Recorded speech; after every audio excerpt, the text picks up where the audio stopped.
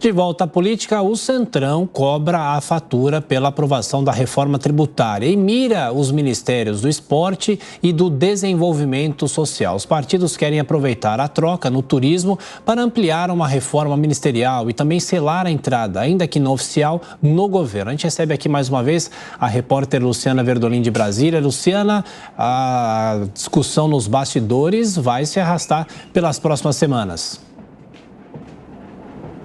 A expectativa é que sim, Thiago. Bom dia para você, bom dia a todos. O governo resistiu quanto pôde, mas na semana passada o ministro das Relações Institucionais, Alexandre Padilha, confirmou que o presidente Lula vai sim analisar essas reivindicações. A fome do Centrão não tem tamanho. Vale ressaltar que o Ministério do Desenvolvimento Social, desde a época de transição, ele era muito disputado entre os aliados aqui da administração federal. Por quê? Porque é um ministério com um orçamento milionário, detém o Bolsa Família, por exemplo, o que garante uma grande visibilidade e também um apoio grande nos estados para o ministro, hoje, Wellington Dias. O Centrão quer anunciar o substituto. Agora, vale ressaltar que toda essa abordagem, todas essas pressões aqui diante do Palácio do Planalto sofrem resistências internas. A própria primeira-dama, Janja da Silva, fez questão de divulgar nesse fim de semana um vídeo juntamente com Wellington Dias, dizendo que ele é o grande ministro da pasta, defendendo nas entrelinhas a permanência dele no Ministério do Desenvolvimento Social. Outro ministério bastante cotado é dos esportes de Ana Moser. O Centrão tem dado sinais, de que gostaria de ocupar a pasta, o que motivou, inclusive, muitos atletas a divulgarem também nesse fim de semana uma carta de apoio a Ana Moser, dizendo que o esporte não é puxadinho, que esporte é saúde, qualidade de vida, educação e inclusão. Eles lançaram, inclusive, nas redes sociais, uma campanha Fica Ana Moser.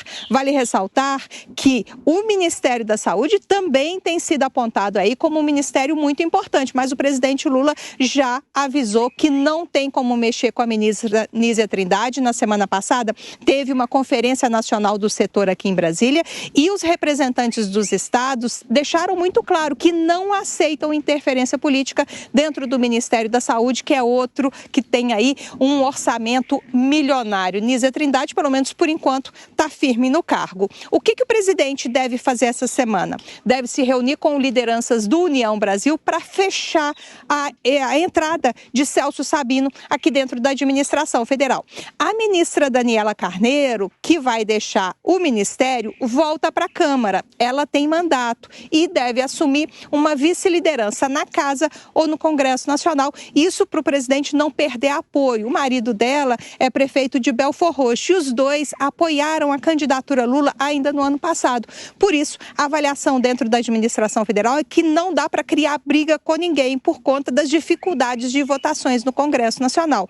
Até por conta disso, a Câmara dos Deputados mandou um recado muito claro para o governo, Thiago. Votou reforma tributária, votou CARF, mas não votou arcabouço fiscal. Por quê? Porque os aliados querem ter uma carta na manga para, na volta do recesso, terem que negociar, terem o que cobrar do governo federal para novas aprovações lá na Câmara dos Deputados. Pois é, as negociações e a possível reforma ministerial na volta do recesso. Luciana Verdolim de Brasília, até mais tarde.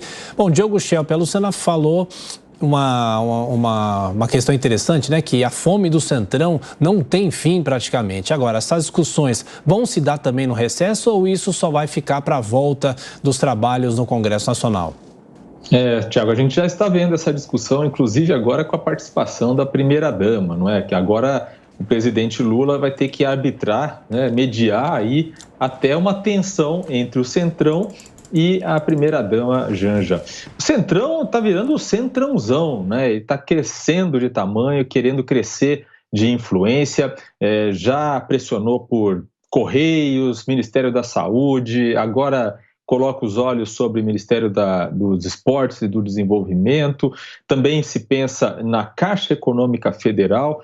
Então, tudo isso está sendo colocado como uma fatura, mais um uma carta na manga, digamos assim, para o segundo semestre, quando o governo vai precisar, obviamente, mais uma vez, do Centrão para conseguir aprovar essas reformas, né? A reforma, o arcabouço fiscal, por exemplo, que ainda precisa passar novamente pela Câmara, a reforma tributária no Senado vai ter uma discussão, quer dizer, tudo isso com um governo que não tem maioria no Congresso, né, que a sua base mais fiel não tem maioria, ele acaba cedendo e Lula está disposto a ceder.